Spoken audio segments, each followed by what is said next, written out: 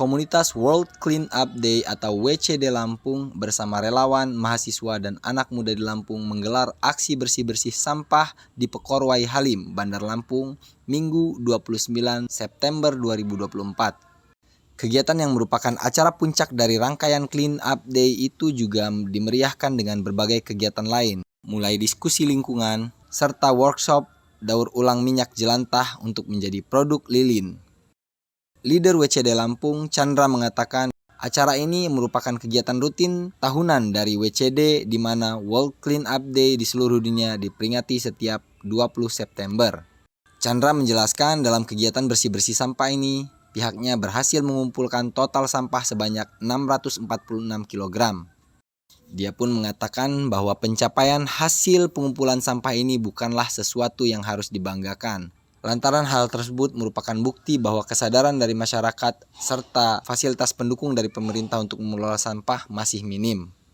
Selain bersih-bersih sampah, Chandra mengatakan bahwa pihaknya juga mengadakan talk show dengan mengusung tema Kota Berkelanjutan.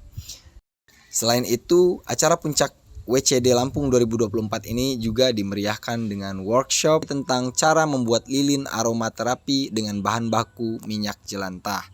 Sementara Kepala Dinas Lingkungan Hidup Provinsi Lampung, Emilia Kusumawati, yang hadir dalam kesempatan tersebut mewakili PJ Gubernur Lampung Samsudin, mengapresiasi terselenggaranya puncak acara World Clean Up Day 2024.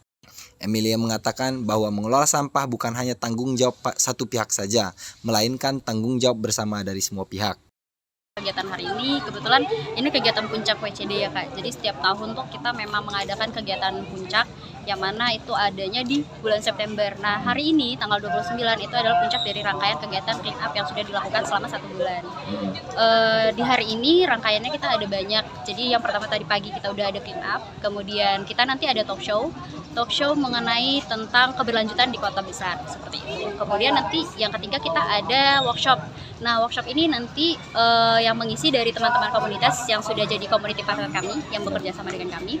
Di sini workshopnya nanti akan ada pembuatan lilin aromaterapi dari minyak jelantah. Jadi gimana kita memanfaatkan hal-hal yang menurut kita itu bisa udahlah buang aja gitu, tapi ternyata masih bisa kita pakai lagi dan bisa jadi hal-hal yang berguna gitu. Kalau untuk yang talk show itu kan berawal dari keresahan kami juga, keresahan tim, di mana kita melihat sekarang tuh ruang terbuka hijau, apalagi khususnya di Kota Bandar Lampung kan kurang ya. Gitu. Jadi sampai di provinsi juga kurang. Sampai kemarin sempat viral berita yang ada kuburan yang dijadikan tempat wisata. Nah itu, jadi dari situ kita mulai kayak kota yang berkelanjutan itu ruang terbuka hijaunya yang seperti apa sih? Apakah memang kita perlu ada ruang terbuka hijau? Terus kriteria ruang terbuka hijaunya itu yang seperti apa? Dan bagaimana cara kita menjaga supaya kota ini menjadi kota yang berkelanjutan gitu.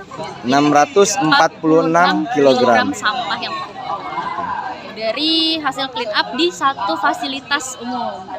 Ini khusus untuk yang di Pekor aja hari ini ya? Iya betul, hari ini data yang tadi aku sebutkan itu khusus yang di Pekor. Dari data ini sebenarnya kita bukan mau menyalahkan siapa-siapa ya, karena masalah sampah ini masalah tanggung jawab bersama gitu, masalah dari kebiasaan dan juga kesadaran dari diri kita sendiri gitu. Tapi kalaupun misalnya kita tidak memiliki fasilitas yang mendukung untuk sampah ini bisa terkelola dengan baik, itu juga nanti akan menjadi satu masalah yang muncul kemudian. Seperti yang aku bilang ya Kak, pencapaian data sampah ini bukan prestasi yang harus kita banggakan, karena kalau dari aku pribadi jujur kayak malu ya, dimana ketika kita sudah ada di era yang seperti ini, semua fasilitas bisa kita dapatkan dengan mudah, tapi dengan pengelolaan sampah ataupun sampah yang kita kumpulkan masih banyak, itu menurut aku kita masih kurang dalam artian dari kesadarannya, dan juga mungkin ada faktor dari fasilitasnya juga yang kurang memadai gitu.